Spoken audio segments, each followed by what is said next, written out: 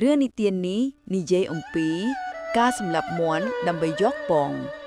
នៅក្នុងភូមិតូចមួយដ៏ស្ងប់ស្ងាត់មានប្តីប្រពន្ធមួយគូដែលរស់នៅយ៉ាងសាមញ្ញនិងស្មោះត្រង់តែរបស់ពួកគេជាខ្ទមកសិករមួយដែលព័ទ្ធជុំវិញដោយភ្នំបៃតងនិងទឹកហូរថ្លាជីវិតរបស់ពួកគេពិតជាសាមញ្ញតែពួកគេបានជួយជ្រោមជ្រែងគ្នាទៅវិញទៅមកហើយការរស់នៅក៏មានភាពសុខសាន្តពួកគេបានចិញ្ចឹមមាន់មួយក្បាលជារៀងរាល់ព្រឹកព្រលឹមមាន់នោះនឹងពងមាសមួយគ្រាប់យ៉ាងភ្លឺចែងចាំងនៅឃុំសំបុកប្តីប្រពន្ធមានការភ្ញាក់ផ្អើលនិងរីករាយជាខ្លាំងនៅពេលពួកគេដឹងពីអត្ថកំបាំងនេះពួកគេយកពងមាសទៅលក់នៅផ្សារហើយទទួលបានអាហារកណាត់និងរបស់របរប្រើប្រាស់ចាំបាច់ផ្សេងជីវិតរបស់ពួកគេក៏ចាប់ផ្ដើមមានភាពប្រសើរឡើងតែបន្តិចម្ដង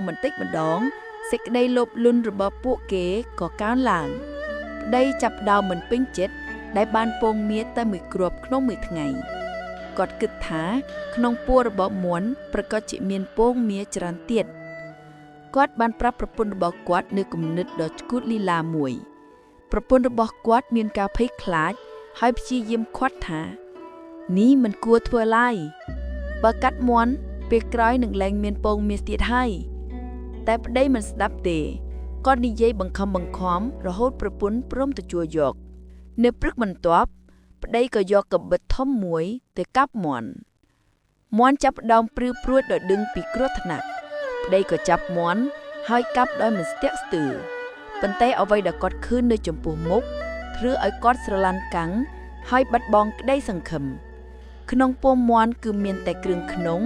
និងពងលឿងដែលមិនទាន់កោតជាពងមាសគឺគ្មានពងមាសដែលគាត់ប្រាថ្នាចង់បានទាល់តែសោះ